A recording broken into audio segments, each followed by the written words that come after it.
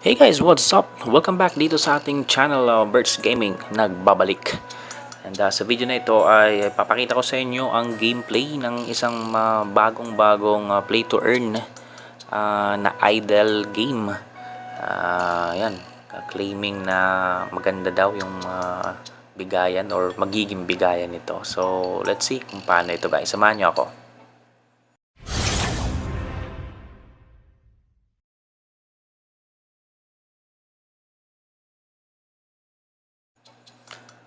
Okay, so ngayon dito tayo sa kanyang application, so you can go on and make your account.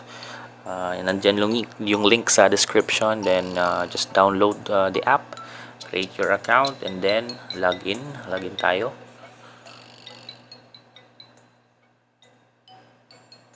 Okay, so actually napaka simple ng gameplay niya guys, kasi nga idle, di ba? When you say idle game, iiwan mo lang, then pag binalikan mo, yun na, magki-claim ka na lang ng rewards. So dito tayo, ito yung dashboard, okay? So wala dyan yung actual na game, so mga ibang information na nandyan. Dito tayo sa games, no, sa baba, and then ang lalabas dyan is yung available na game para sa inyong account. So depende sa account mo yung magiging available na game. So sa ngayon, naka-free account lamang tayo, o yung tinatawag na Pearl. And then ang meron tayo diyan is yung woodcutter or yung woodcutting na game. Pero kung mag-upgrade tayo sa Ruby, magiging 3 yung games and 3 yung ating characters. Mag-upgrade naman tayo sa Emerald, magiging 5, and sa Diamond magiging 7. Okay? Ngayon, dito tayo muna sa sa free character natin dahil free account. Actually na-click ko na yung play button. Makita nyo, play. Yan, na-click ko na dito yung play button. And then mamaya after 30 minutes magiging claim ang button na to, and magki-claim tayo, makakakuha tayo ng monster coin. Ito yung nasa upper left corner. Sa ngayon, pag click natin tong view, yan, makikita natin yung ating character dyan na, ayan, nangangahoy. Okay, si woodcutter. So pupunuin niya yan itong 100 woods na ito sa loob ng 30 minutes. Then after that, catching na, diba? 10 monster coins na may equivalent amount yan into USDT. However, paiba-iba yung amount niya.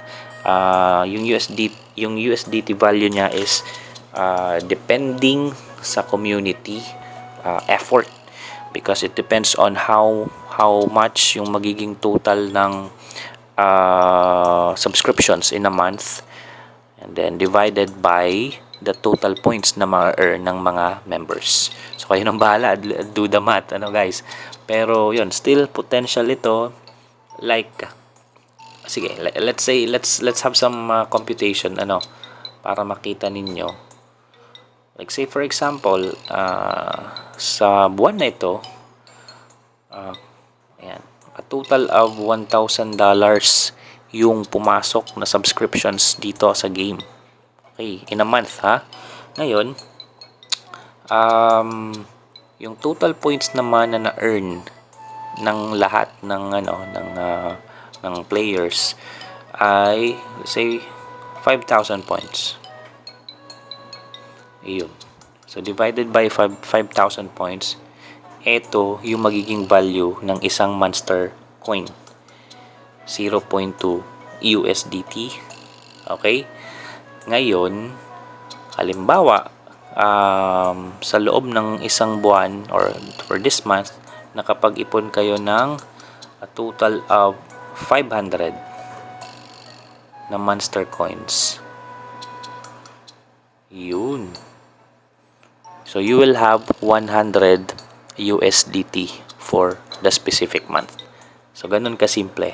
Okay? That's for the monster coin. Yung monster gem, eto, mas mataas yung value niyan, pero sa ngayon wala pa tayong info about yan. Still waiting for the updates from the developers. But when it comes to withdrawal, okay, pag i-withdraw na natin yung kinita natin, we need to be a paid member. Ibig sabihin, dapat nakapag-subscribe tayo sa any subscription, guys.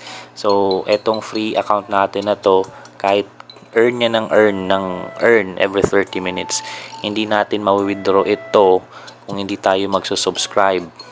Dito yan sa shop. Yan. So, any of these, at least ito, $20 yan. Ang kagandahan dito because it's lifetime. Okay, once lang tayong maglalabas nito. So, it's a lifetime account na hindi mag-expire. So, after that, ipon, withdrawal. Alright, so that's the gameplay. That's basically it. Very very simple. So walang kaano-ano, ang dali niyang gawin. However, ito reminder lang once again, this is a new project. So we need to be very careful.